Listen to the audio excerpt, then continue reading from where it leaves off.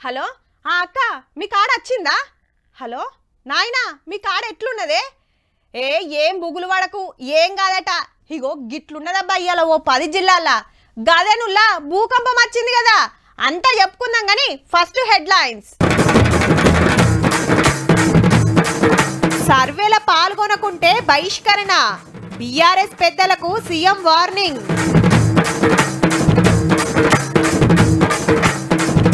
సర్కార్ మీద రామన్న గరం, తెలంగాణను ఏస్తున్నారట ఆగం.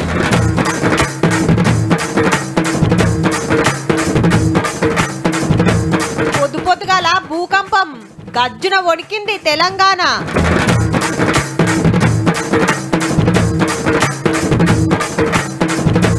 పెద్ద సినిమాలకు పిరమైన టికెట్లు, ఫస్ట్ గుమ్ముతాండ్రు మరి కోట్లు.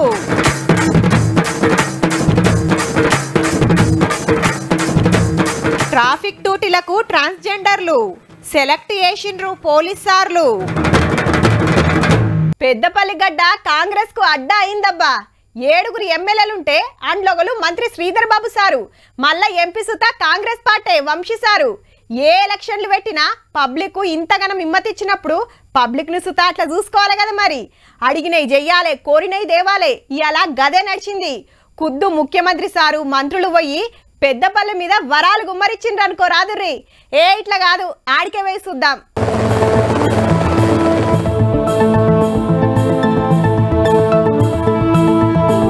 పెద్దపల్లి మీద వరాలు గుమ్మరిచ్చినందుకు గింత జోరుగా ఎదుర్కొన్నారు ముఖ్యమంత్రి గారిని, మంత్రులను. 1000 కోట్ల రూపాయల పనులు, మరి 100 బెడ్ల దవాఖానా, కొత్త బస్ డిపో, రూరల్ ట్రాఫిక్, మహిళా పోలీస్ స్టేషన్లు, మున్సిపల్ ఆఫీసు. ఇక మంతిలో 50 బెడ్ల దవాఖానా, రామగుండంలో nursing college, sub station, PG junior college, బంగ్లాలు, రామగిరి కిల్లా డెవలప్మెంట్. ఇట్లా మస్తు పనులు ఉన్నాయి. మొన్న సివిల్ ఏవియేషన్ మినిస్టర్ గారితో కూడా కలవడం జరిగింది.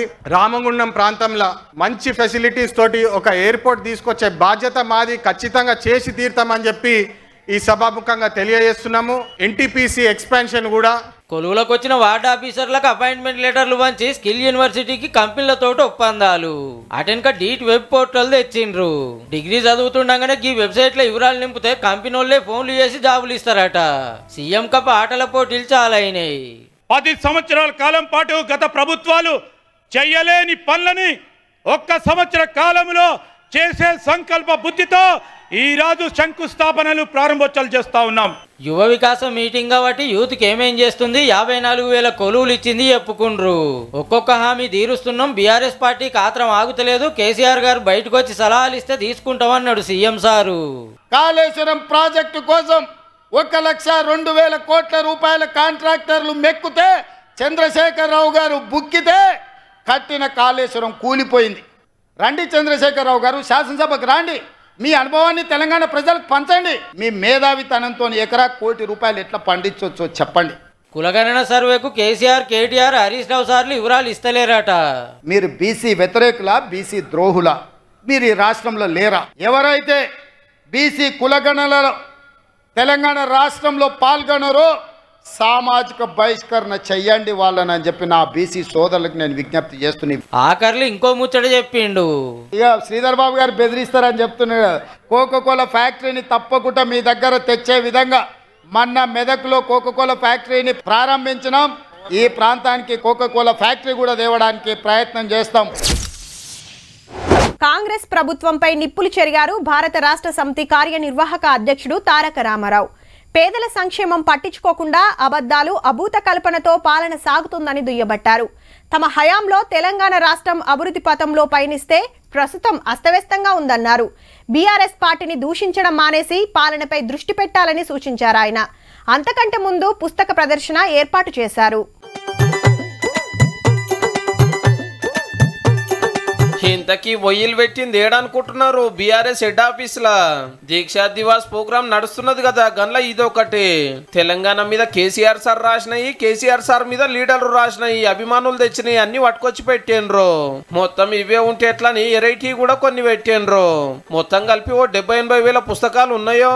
రాజకీయాలకు చిన్న బ్రేక్ తీసుకున్న రామన్న మలేషియా పోయి వచ్చేండు.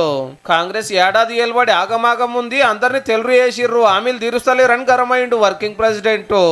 కేసీఆర్ ఇచ్చిన ఉద్యోగాలు నీ ఖాతాలో రాయించుకుంటావు. రుణమాఫీ బోగస్ అని తేలిపోయింది. 2 లక్షల లోపు కూడా కాలేదు.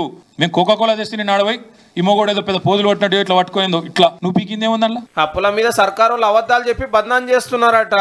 సచివాలయంలో పెట్టి కొత్త తెలంగాణ తల్లి విగ్రహం పక్కా తీసేస్తారట బీఆర్ఎస్ గవర్నమెంట్ రాగానే. 4th సిటీ అన్నాడు. రైతులు 15,000 ఎకరాలు భూములు ఇవ్వాలంటున్నాడు.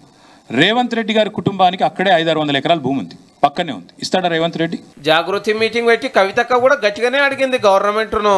ఈ ముచ్చట ఇట్లుంటే నా మీద దొంగ కేసులు బనాయిస్తారు, ఫోన్ ట్యాపింగ్ కేసు కొట్టేయాలి, అరెస్ట్ కాకుండా చూడాలని హైకోర్టుకు పోయిండు హరీష్ రావు సారు. ఇక ఇటు చూడండి కౌశిక్ రెడ్డి సార్ ఎట్లా కంట్రోల్ తప్పిండు. బంజారాయిల్స్ పోలీస్ స్టేషన్ కు వస్తున్నా అని ఫోన్ చేస్తే ఏసీపీ వెళ్ళిపోయిందట, సిఐ కూడా పోతుంటే ఆగబట్టిండ్రు. అట్లా పోతారని గిట్లా ధమ్కీలు ఇచ్చిండు. It is your duty to receive him and receive properly. This is I am talking about the right.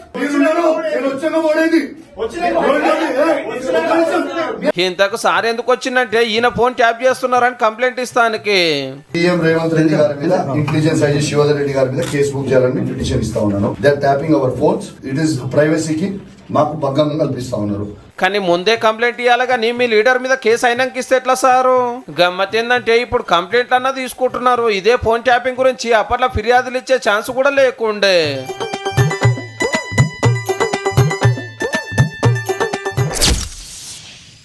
చల్లగా సలిపెడుతుంది. అమ్మలు పొయ్యి కాడుండి కూర బువ్వలు అండుతాండ్రు.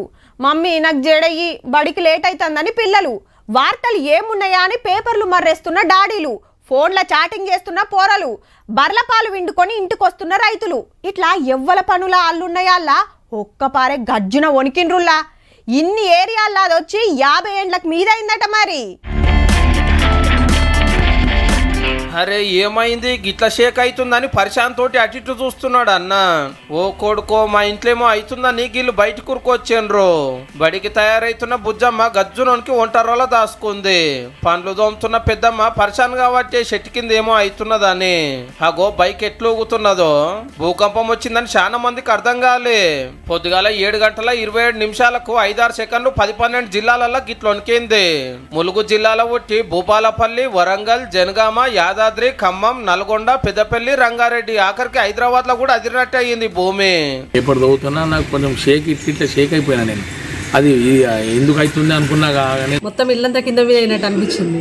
మొత్తం ఇంట్లో సామాన్లు అన్ని కూడా కదిలి ఆ రేకులలో బాగా వైబ్రేషన్ వచ్చినట్టు కిందికి మీదకి అవుతుంది. ఇల్లంతా రేకులు కదులుతున్నాయి. ఆ కోతులు ఆగిందని మాకు భయం అవుతుంది. ఇల్లంతా వైబ్రేషన్ వస్తుంది. మాది సింగరేణి ప్రాంతం కానీ ఇప్పుడు బ్లాస్టింగ్ టైం కాదు. బ్లాస్టింగ్ టైంలో మామూలుగా మాకు కొంచెం షేక్ అయినట్టు ఉంటుంది. ప్రజెంట్ అయితే అసలు ఆ టైమే కాదు. బెడ్ల వండుకొని స్టేటస్ పెడుతున్నా. మొత్తం బెడ్లన్నీ అటు ఇరుగుతున్నాయి. నేను రెడీ అయ్యి హోంవర్క్ చేస్తుంటే సోఫాలు ఊగినాయి. భూమి కంపిస్తుంది అని చెప్పుడుతోటే మేమందరం భయపడి బయటికి వెళ్ళినాం. మొత్తం ఢిల్లీ మిషన్ వచ్చినట్టు అటు ఇటు కలిగింది. నాకు ఒకటేసారి భయమై మేడారం సారలమ్మ గద్దెల కాడ పూజ చేస్తున్నారు వీళ్ళు. ఈడ ఇల్లు అదిరే వరకు ఒంటరిలో 7 సామాన్ నాణ్యపడ్డాయి. ఆడాడ గోడలు పర్యలిచ్చినాయి, పెంకులు కదిలినాయి. ఏటూరి నాగారంలో ఒక ఇంటి గోడ కూడా కూలింది. ఇప్పుడు నా చిన్నతనంలో వచ్చిందని మా అమ్మ వాళ్ళు చెప్తుంటే విన్నాను, కానీ ఇప్పుడే నేను చూడడం అయితే పుట్టినప్పటి నుంచి మొదటిసారి భూమి కంటే ప్రత్యక్షంగా చూసాను. మేము 9వ తరగతి చదువుకుంటూ స్కూల్లో ఉండగా ఒకసారి జరిగితే అందరం బయటికి పోయినాము. నేను 7-8 సంవత్సరాలు ఉన్నప్పుడు చూసిందంటే మళ్ళీ ఇప్పుడు విన్నాం. మాకు చాలా భయం వేసింది. 40 సంవత్సరాల బట్టి ఖమ్మంలో ఉంటున్నాం, కానీ ఇలాంటి సంఘటన అనేది ఈ రోజు చుట్టం జరిగింది. 20 సెకండ్లు ఇలాగ పెరుగుంటే ఆస్తి నష్టం జరిగేది చాలా వరకు కూడా. ఎప్పుడు మేము దీన్ని ఫేస్ చేయలేదు. ఏం బొగులు పడవలసిన అవసరం లేదు. భూమి లోపల అప్పుడప్పుడు గిట్లా అవుతుంటది అనుకొస్తున్నారు సైంటిస్టులు. మన రికార్డ్ స్టేషన్ వరంగల్లో పెట్టినా, హైదరాబాద్లో పెట్టినా కానీ రోజుకు మీకు 4-5 రికార్డులు అవుతూనే ఉంటాయి. దానివల్ల మనం భయపడాల్సిన అవసరం లేదు. ఇలాంటి ఏరియాలో ఎర్త్క్వేక్స్ రావడం ఎక్కడైనా వస్తాయి.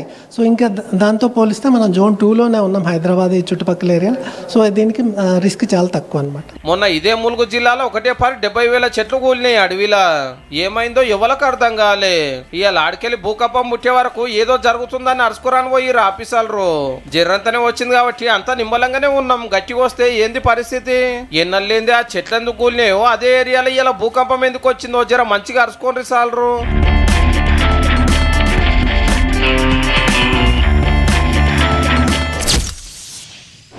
అప్పట్లా ఓ 100 పట్టుకొని పోతే చాలు 4 సినిమా చూస్తుండిరి. బాల్కనీ టికెట్ జరంత పిరం, కింద టికెట్ జరంత అగ్వ. నడిమిట్లా ఇంటర్వెల్ల సమోసాలు పేలల ప్యాకెట్లు తుర్తిగాకుంటే ఓ థమ్సప్ కిస తీసుకొని మనిషి గుర్తుకెద్దురు. మళ్ళా అందరు కూడి బస్ ఎక్కి ఇంటికొచ్చి సినిమా గురించి ఊరంతా గొప్పగా చెప్పేటోళ్ళు. ఇంకా జరంత వెనకటికి పోతే రూపాయి 2 రూపాయలే, ఇంకా పోతే చారానా ఆటానే. మరి ఇప్పుడు సినిమా చూస్తానికి బ్యాంకు లోన్ ఇస్తారా? ఈఎంఐలు కడతామంటే ఒప్పుకుంటారా? ఆస్తి కుదోబెట్టుకోనో టికెట్ ఇప్పియా రాజ్యారా? ఫస్ట్ నాడు సినిమాకి దోలకపోనవి నువ్వేం దోస్తువురా? ఈ సినిమా చూడాలంటే ఎర్రచంద్రన్ స్మగ్లింగ్ చేయాలనేమో గిట్లా రాస్తున్నారు సోషల్ మీడియాలో. అవు మళ్ళా బొమ్మ ఈ రాత్రికే టాకీస్ లకు వస్తుంటే టికెట్ రేటే సినిమా చూపియబట్టే. స్పెషల్ షోకు 800 పెంచుకోమని సర్కార్ పర్మిషన్ ఇస్తే చేతికొచ్చే వరకు 1200 అవుతుంది. ఫ్యామిలీతో ఇప్పుడేమో మేడం, ఇప్పుడు కిడ్నీలు అమ్మే పరిస్థితులు అయితే మేము లేవు. లేకపోతే మాకు మళ్ళీ జీవనాధారం కాదు కదా మనకి ఉన్న కిడ్నాప్తే. ఇప్పుడు కాదు, తోపు హీరోల ఏ సినిమా వచ్చినా గిదే తందా. గవర్నమెంట్ నడుగుడు మనోళ్ళు సరే అనుడు. ఏమున్నది 4-5 రోజులలోనే కుమ్ముడు. సినిమా హిట్టా పట్టా ఇంకా సిరి పెట్టిన పైకం గుంజుడే ఫస్ట్. ఓ 10 ఏళ్ల కిందట టాకీస్ లో 100 రోజులు ఆడితే అదే సూపర్ సినిమా. ఫంక్షన్లు సన్మానాలు జోరుంటుండే. ఇప్పుడు బొమ్మ బయటికి రాకముందుకే వాళ్ళ కాలే సూపర్ కేకాని చీటీలు సప్పట్లు. ఎన్ని రోజులు చూసిండ్రు అనే దానికంటే ఎంత పైకం గుంజడం అనేదే ముఖ్యమయ్యింది. స్టోరీ ఎట్లున్నా సరే పెద్ద హీరో అయితే చాలు 100 కోట్లు పెట్టి తీసుడే. అమ్మో గంతన అంటే 1000 కోట్లు కూడా కుమ్మరిస్తారు. పుష్ప 2 నెంబర్ కు బన్నీ బాబు 300 కోట్లు తీసుకున్నాను ప్రచారం కాబట్టి. ఇక హీరోయిన్లకు, డైరెక్టర్లకు, సెట్టింగ్లకు, గ్రాఫిక్స్ లకు పైసలు. అవన్నీ వసూలు చేసేది, లాభాలు కమాయించేది మనకన్నే కదా. మరి మనకు వచ్చేది 200-300 అయితే వాళ్ళు పెట్టేది 1200-1300 అయితే ఎక్కడ చూస్తాం మేడం? సినిమా రేట్లు అంతేసి పెడుతుంటే ఎక్కడ చూడగలం మనం మాత్రం. ఉబ్బాగని ఫ్యాన్స్ పర్సుల పైకం బగ్గునోళ్ళు ఫస్ట్ నాడే చూడాలని లైన్లు కడతారు. 2 ఆల్మొగలు 2 పిల్లల్ని తీసుకపోతే 2-3 వేలు అయితే అనుకునేటోళ్ళు నిమ్మలంగా చూస్తారు. 4 వద్దులు అయితే ఓటీటీలకు వస్తుంది, ఇంట్లో బిందాసా చూడొచ్చు అనేటోళ్ళు ఇంకో బ్యాచ్. నేను అడుగుతున్నా మా మమ్మీని సినిమాకి వెళ్దామని, వద్దంటుంది. అందుకనే నేను ఒక్కడిని వెళ్తున్నా. సెకండ్ డేకి 500 ఉంది సెకండ్ డే అయితే. పెద్ద హీరోల సినిమాల రువ్వాడికి చిన్నోళ్ళు చిన్నబోతున్నారు. కష్టమైన నష్టమైన గాలై లేనప్పుడే టాకీస్లు దొరికినప్పుడే రిలీజ్ చేయబట్టారే. మనోళ్ళ వ్యవహారం చూస్తుంటే ఇప్పుడు సోషల్ మీడియాలో రాస్తున్నాయి, రేపు నిజమైతే ఏమో పో.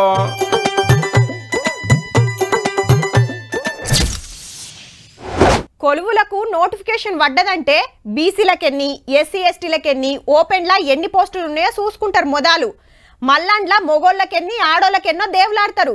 ఇక పరీక్షల్లో వాళ్ళకు వచ్చిన మార్కులు, ర్యాంకును బట్టి కొలువొస్తుంది. కానీ పోలీస్ కావాలనుకుంటే పరీక్ష ఒకటే కాదు, ఫిజికల్ టెస్ట్ సుత పాస్ కావాలి. హాగో గసంటిదే ఓ తాన నడిచింది, కాకుంటే అందరికీ కాదు. పట్నంలో ట్రాఫిక్ నేను జగబెడతా అంటే నేను జగబెడతా అని ఉరుకుతున్నారు ట్రాన్స్జెండర్లు అంతా. అవు ట్రాఫిక్ అసిస్టెంట్ కొలువులోకి తీసుకుంటామన్నది కదా సర్కారు. గా టెస్టులు నడిచినాయి. ఇవాళ 10వ తరగతి చదివి 18 ఏళ్ళు నిండి ట్రాన్స్జెండర్ సర్టిఫికెట్ ఉన్నోళ్ళంతా గోషామాల్ స్టేడియానికి రారని సాటింపేస్తే 58 మంది వచ్చిండ్రు. Running, shot put, long jump పోటీలు పెడితే 44 మంది పాస్ అయినరు. ఇక వీళ్ళందరికీ మంచిగా ట్రైనింగ్ ఇచ్చి రోడ్ల మీదకి తోలుతారు. ట్రాఫిక్ కంట్రోల్ చేస్తానికి డ్యూటీలు చేస్తారన్నట్టు. జీతాలు హోంగార్డులకు ఇచ్చినట్టే ఇస్తారట. సిగ్నల్ దగ్గర అడుక్కునే మేమే ఈ రోజు సిగ్నల్ కంట్రోల్ చేసి ఒక ట్రాఫిక్ పోలీసర్ అయినందుకు మేము చాలా గర్వపడుతున్నామండి. ఈ రోజు ఒకరు వేలు పెట్టి చూపించిన వాళ్ళు అయ్యో వాళ్ళు రాని ఈ రోజు ముఖం మీద వేలేసుకునే అంత. కంపెనీలకు తీసుకోరు, జాబులు ఇయ్యరు, సర్కార్లు పట్టించుకోవు. ఏం చేస్తారు? పొట్ట తిప్పలకు బిచ్చం ఎత్తుకుంటారు. వాళ్ళు సుత నలుగుట్ల గొప్పగా ఉండాలని గీ ఉపాయం చేసిండ్రు. ఇప్పుడు సపరేట్ డిరెస్ తయారైతుంది. ఏ మాట కామాట ఇంత మంచి ఆలోచన చేసిన వాళ్ళని తారీఫ్ చేయాల్సిందేనబ్బా.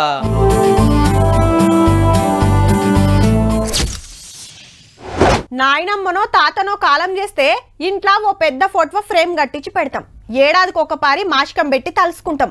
చిన్నప్పుడు మనకేం కథలు చెప్పేది, డాడీ మమ్మీతోటి ఎట్లుండేది యాద్ చేసుకుంటాం. అరే నా కొడుకు పెళ్లికి మా నాయన లేకపాయే, మా అమ్మ మన్మరాల పెళ్లి చూడకుంటేనే వాయే అని బాధపడుతుంటారు. అసొంటిది కాలం చేసిన వాళ్ళు ఇప్పుడు మనం ముంగటికొస్తే ఎట్లుంటది? ఇగో గిట్లుంటది. అందరికీ నమస్కారం. ఎలా ఉన్నారో? అందరూ బాగున్నారని ఆశిస్తూ. పరేషాన్ కాకుర్రి, మాట్లాడుతుంది పాత సీఎం రోషయ్య సారే. కాకుంటే ఏఐ టెక్నాలజీ తోటి పెద్ద మనిషి కాలం చేసి ఇయాల్టికి 3 ఏండ్లు. హైదరాబాద్ లా గా కార్యం పెడితే వచ్చిన అభిమానులను ఖుషి చేస్తానికి గీ ఇకమతి వేసిండ్రన్నట్టు. మీ అందరి మనసుల్లో, ఆలోచనలో, జ్ఞాపకాల్లో ఇంకా సజీవంగా ఉండే అరుదైనటువంటి గౌరవాన్ని నాకు ఇచ్చినందుకు మీ అందరికీ పేరు పేరున నా హృదయపూర్వక ధన్యవాదాలు. ముఖ్యమంత్రి రేవంత్ రెడ్డి సారు మంత్రులు ఎమ్మెల్యేలు వచ్చి నివాళులు అర్పించిండ్రు. ఆంధ్రలో పుట్టి కాంగ్రెస్ పార్టీలు అడుగుపెట్టి ఎమ్మెల్యే, ఎంపీ, మంత్రి, ముఖ్యమంత్రి పదవులు చేసిండాయే. అటెన్క తమిళనాడు, కర్ణాటక గవర్నర్ కూడా పైసల శాఖ ఎప్పుడు సారే చూసుకునేది. హైదరాబాద్ లా రోషయ్య గారి విగ్రహం పెడతారట. సమాజ అభివృద్ధి కోసం నిబద్ధతతో పనిచేస్తున్నటువంటి మన రేవంత్ రెడ్డి గారి ఓట్లు లెక్కబెట్టినాక ఏ పార్టీకి సరిపోను బలం లేకుంటే పడని పార్టీల నడుమ కూడా కొత్త పొత్తులు ఉడుతుంటాయి. పవర్లున్నోళ్ళను దించడానికి ప్రతిపక్షాలు ఏకమైతాయి. ఒకలాడ పురిగలవకుంటే ప్రతిపక్షాన్ని గుంజుకొని పవర్లున్న పార్టీ మళ్ళా అధికారంలోకి వస్తుంది. రాజకీయంలో ఎప్పుడు ఏమైనా జరగొచ్చునబ్బా. కానీ ఓ తాన దేశంలోనే ఓ పార్టీ ఫుల్ బలంతో గెలిచింది. కూటమి ఎమ్మెల్యేల సపోర్ట్ ఉన్నది. అయినా సీఎం క్యాండిడేట్ను తేల్చే కాడ తల్లడ మల్లడమైండ్రబ్బా. చర్చల మీద చర్చలు చేసినాక 10 రోజుల తర్వాత మహారాష్ట్ర సీఎం ఎవరో తేలిండు. ప్రచారమైనట్టే ఫడ్నవీస్ సార్కే పదవి. రేపు ప్రమాణ స్వీకారం చేస్తా అని గవర్నర్ సార్ను సుత కలిసిండు. గా కార్యానికి తప్పకుండా రావాలని ప్రధానమంత్రి, సెంటర్ మంత్రులకు, బీజేపీ సీఎంలకు మతలబు పంపిండు. ముఖ్యమంత్రి సీటు కమలం పార్టీ తీసుకుంది కాబట్టి చిన్న సీఎం సీట్లు దోస్తు పార్టీలకు ఇస్తారట. శివసేన సిండే గారు, ఎన్సీపీ అజిత్ పవార్. మొన్నటిదాకా ముఖ్యమంత్రి కూడా ఈసారి చిన్న ముఖ్యమంత్రి అవుతుంటే పాత చిన్న ముఖ్యమంత్రి కొత్త ముఖ్యమంత్రి అవుతుండన్న. ఇక ఈసారిదే అప్పుడు ఇప్పుడు సేమ్ సీటు. 3 పార్టీలు తలా ఇన్ని మంత్రి పదవులు పంచుకుంటారు. అసెంబ్లీలో 288 సీట్లుంటే కమలం పార్టీ 132 గెలిచింది. ఇంకో 13 సీట్లు గెలిస్తే 2 పార్టీలు అక్కర కూడా పడకపోవు. ఇయాల్టికైతే గింతే. రేపు క్లియర్ గా చెప్పుకుందాం.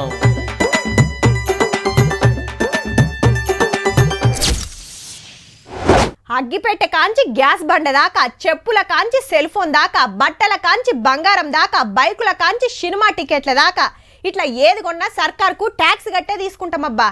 మనం కొనే దాంట్లోనే డీలర్ కమిషను, దుక్న పైన లాభం, సెంటరు, స్టేట్ ట్యాక్స్లు అన్నీ ఉంటాయి. గవన్నీ మనం లెక్కలేస్తామా? దుక్నం పోయినమా, చెప్పిన రేటు కట్టినమా, వస్తువు కొనుక్కొని వచ్చినమా అన్నట్టే ఉంటాం. రేట్ల ముచ్చట చెప్తుంటే మళ్ళేం పెరుగుతుందా అని మీరేం బుగులు పడకుర్రి. కొందరికి మాత్రమే బంపర్ ఆఫర్ ఇస్తున్నారు. బట్టలు గిట్ల కొనేది ఉంటే ఇప్పుడే కొనుండ్రి జప్పున. అవునా, ఆఫర్లు డిస్కౌంట్లు ఉన్నాయా అని అడిగారు. రేట్లు పెరగబోతున్నాయి. ఈ ట్యాక్స్ చాలదని ఇంకింత గుంజే పనులున్నారు సెంటర్ వాళ్ళు. 1500 మీద బేరం చేస్తురా అంటే 100కి 18 రూపాయలు బాజప్తా కట్టాల్సిందే. ఇప్పుడు 5 రూపాయలేనాయే. ఒకళ్ళ బిల్లు 10,000 దాటిందనుకో 100కి 28 తుట్టి. ఇక పెండ్లీలకు, పేరెంటాలకు లక్షలు పెట్టి కొన్నటోళ్ళకైతే కోసరుసుత గట్టిగానే ఉండేటట్టుంది పో. జిఎస్టీ రూల్స్ మార్చే కార్యం నడుస్తుంది ఢిల్లీలా. ఇంకేది ఫిక్స్ కాలే గాని 21 తారీఖు నాడు ఫైనల్ చేస్తారట. అట్లనే దమ్ము కొట్టేటోళ్ళు, బగ్గ కూల్ డ్రింకులు గుంజేటోళ్ళు సుతా పర్సుల పైకం ఎక్కువ పెట్టుకోర్రి. ఇప్పటిదాకా 100కి 28 రూపాయలే పెద్ద ట్యాక్స్. దాన్ని 35 రూపాయలకు పెంచే ఆలోచన చేస్తాన్రట. అంటే ఏకదమ్ 7 రూపాయలు ఎక్కువ. 7 ఏళ్ల కిందట జిఎస్టీ తెచ్చినాడు 4 తీర్ల ట్యాక్స్ ఉంటే ఇప్పుడు ఇంకోటి పెంచి పైసలు గుంజే ఇకమత్ అన్నట్టు. గుప్ప సిగరెట్లు, బీడీలు గుంజితే క్యాన్సర్ బీమార్లు వస్తాయి. ఎక్కువ తక్కువ కూల్ డ్రింకులు తాగితే పెయ్యికి మంచిది కాదంటారు కాబట్టి రేట్లు పెంచితే తాగుడు తగ్గిస్తారని సర్కార్ వాళ్ళ ఆపోచన. 17 రోజులకు జరిగే మీటింగ్ లా దేని మీద ఎంత కొత్త ట్యాక్స్ అనేది డిసైడ్ అవుతుంది.